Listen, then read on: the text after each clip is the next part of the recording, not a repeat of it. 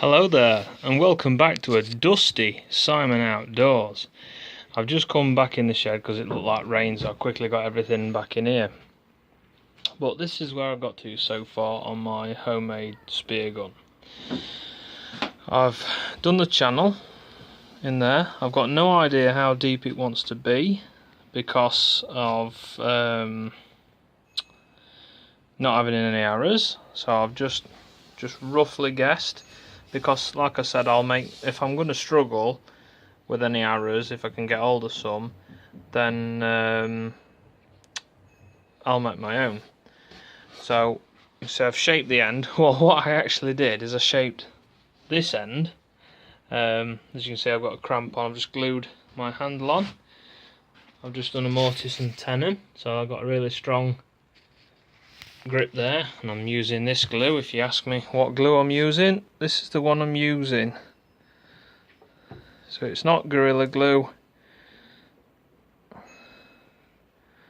that's what I'm using. I can get the light shining on them being difficult. So next process will be when that's dried, I will get the router and I'll round all that, round the bottom of the grip. I'll just grip here with my other hand at the bottom when I'm going to shoot it. I've got to drill about here for the elastics to go through. Then I'll be doing the trigger mechanism and other bits, but I'm going to have to look for some aluminium for that. I'm thinking about using. If I can find some, buy some. I only want a small piece. Be easier to file and make something with that than it would be trying to do it with steel.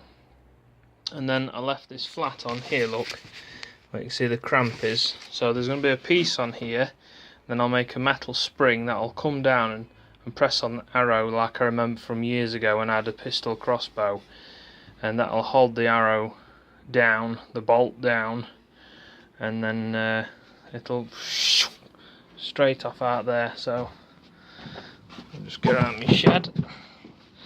Got stuff all over the floor. Left router out so I can do the rest of it routering. Look, so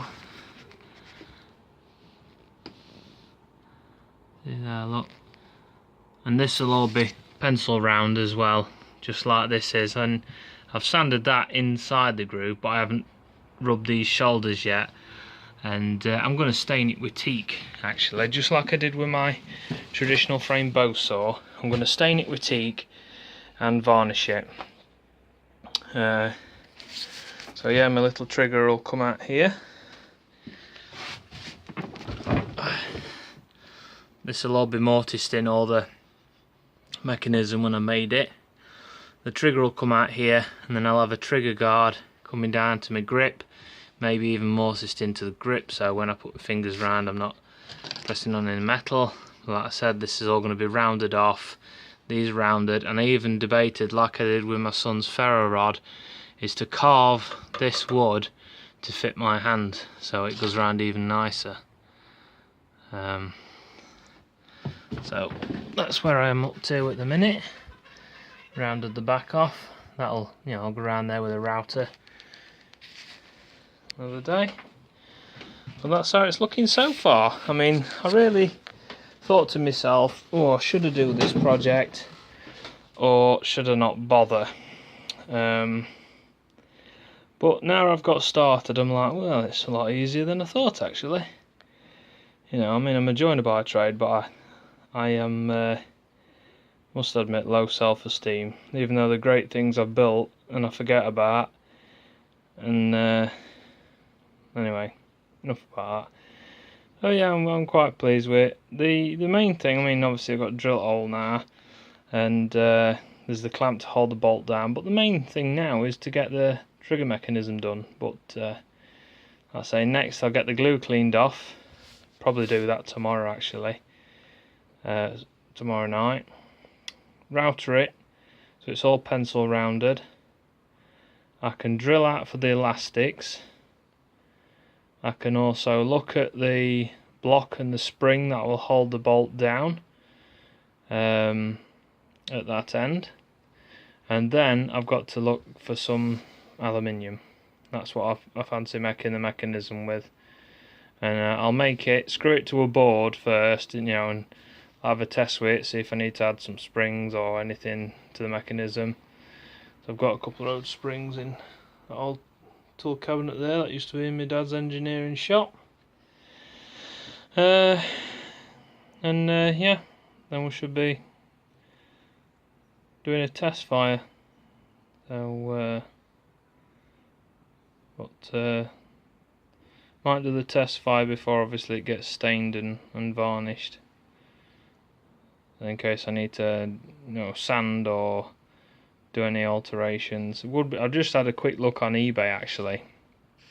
I think it was before I did the first video or after, to see if there was any cheap arrows going around my area, just so I just one or two just to test it, just to drop it in that groove.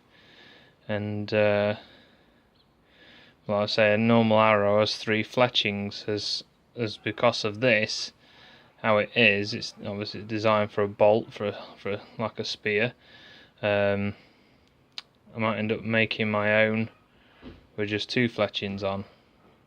And it's just for a bit of fun really. So when we go to the next bushcraft meet, I can take this, maybe even make my own backstop if the other guys don't want me to use theirs, and have a play, and let other people have a play.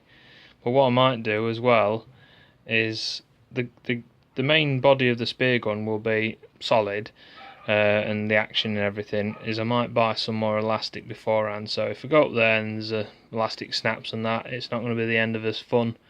We'll be able to just string it, elastic it, and crack on. So thanks very much for watching Simon Outdoors, and I'll keep you updated how this little spear gun project's going on. Thank you very much. Take care.